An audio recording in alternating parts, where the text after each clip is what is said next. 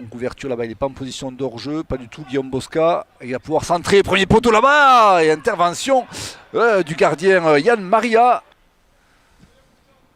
L'ouverture elle est magnifique là-bas, destination de Bosca, les cannes de Bosca qui rentrent dans la surface, Bosca, les buts.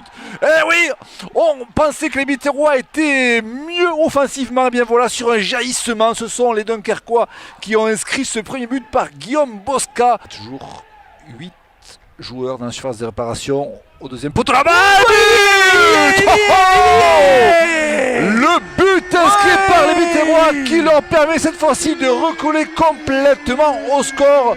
On essaie de reprendre les devants au tableau de marque, les joueurs de Dunkerque. Il y a Bati, il y a une main, j'ai l'impression. Et penalty, main d'attaque Alfred. Et but. But inscrit, on a bien identifié le joueur, c'est Mohamed Bayo qui a inscrit ce but et qui permet donc à son équipe de reprendre.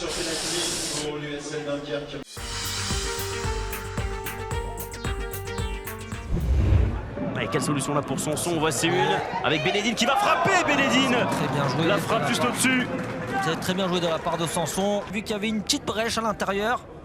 Dans l'axe. Derrière perd le ballon, la Minga peut en profiter, tenter de trouver Jarju au second poteau, la tentative derrière de Maisonneuve, ce n'est pas fini. Jarju qui contrôle. Oh là là, la balle de but toujours action pour les Palois, quelle action, et attention, réclame un penalty. C'est Maisonneuve qui vient reprendre ce premier ballon, et ensuite c'est Jarju qui tente de marquer, il contrôle, il prend son temps, il essaye de viser un coin. Et le sacrifice de Pianelli.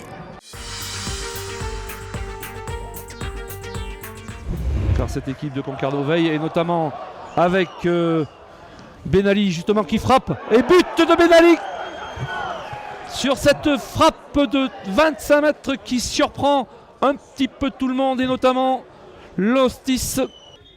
Attention. On est parti, le coup franc bien tiré au deuxième poteau. Quel arrêt encore une fois de Basilio. Mon Dieu, quel arrêt. Les joueurs de Boulogne-sur-Mer. Tony Scaramozzino pour Colomani dans la surface. Colomani qui frappe. Et l'intervention parfaite, impeccable de la part de Stéphane Véron. Allez, le corner qui sera tiré cette fois-ci par Guillaume Béguin. Guillaume Béguin, premier poteau, Lenny Léoni, au deuxième. Oui, le but de Guy de Noah Cadiou qui ouvre le score ici à Boulogne. 1-0 pour les joueurs boulonnais dans les toutes dernières secondes de cette partie. Sur ballon à l'entrée de la surface pour Cholet, avec Gomel qui transmet derrière lui à Ismaël Keita. La possibilité peut-être, le pied gauche qui s'ouvre, et l'ouverture du score. L'ouverture du score pour le SOC. Rosario Latouchant qui propose une solution avec ce ballon magnifique. Oh, quel but! L'égalisation pour Laval, signé, me semble-t-il, Roberma. En tout cas, ça a été très très vite avec ce centre. C'est un véritable globe-trotter qui a joué en Italie, en Belgique, en Roumanie ou encore en Turquie. Attention! Et c'est le deuxième but! Le deuxième but pour Laval. Et bien décidément, quelle sensation ici. Le deuxième but, il est... Attention à ce centre, c'est bien joué, le poteau! Le poteau de Billy Ketkeo Fomfon. Probablement Scholtez. Centre de Diallo. Avec la frappe, le deuxième but! Le deuxième but, il est pour de nouveau Benjamin Gomel. Le doublé.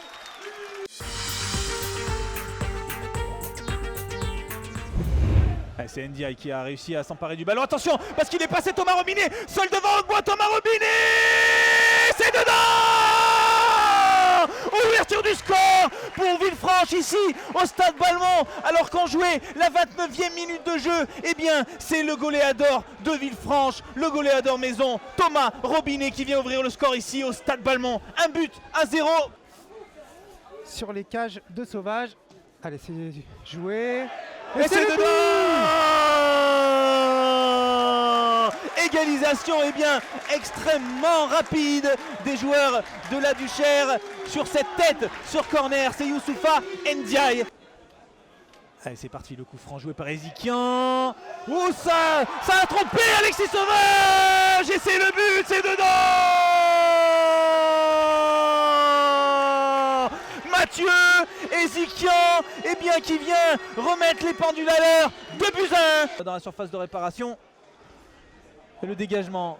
Oh, attention, parce qu'il est tout seul, Thomas Robinet, une nouvelle fois face à Maxime Audebois. Thomas Robinet, une nouvelle fois il dribble et ça fait 2 buts partout.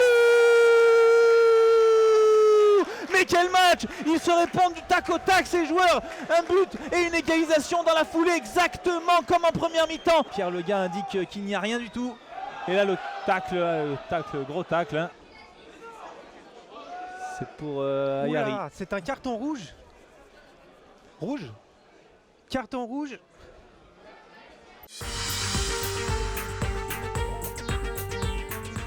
Il y a 3-4 ans, on passait 4-5 jours avec ma femme. C'est vrai que c'est une ville magnifique. Oula. Oh, attention, le bon travail d'Emmanuel Bourgault devant Mamadou Camara. Il n'a plus qu'à fixer. Et l'ouverture du score ici au Stade Power de l'inévitable Manuel Bourgault. 1-0 pour les Odoniens. Ouais, c'est Camara en fait qui tergiverse au moment de relancer. Toujours bon à prendre pour les Odoniens. Ouais. Puis déjà l'objectif avant ce match, c'était déjà de rester. Oh, attention à la réaction avec Kous qui a donné à Nani en égalisation. Et elle a du caractère, cette équipe de Bourg.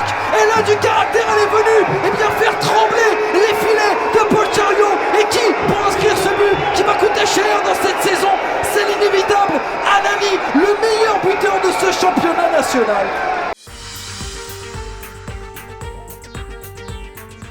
Voilà, Gomis sur le côté droit. Le dédoublement peut-être de Ranieri. Gomis dans la surface. Vers. Attention, cette frappe sur la barre transversale. Par Sanou, ça revient dans les pieds de Fall. Le centre dans la surface de réparation. La tête de Cherki. Et quel arrêt de Arnaud Badigeon. Sawadogo à la lutte avec Sanoun. Sawadogo dans la surface.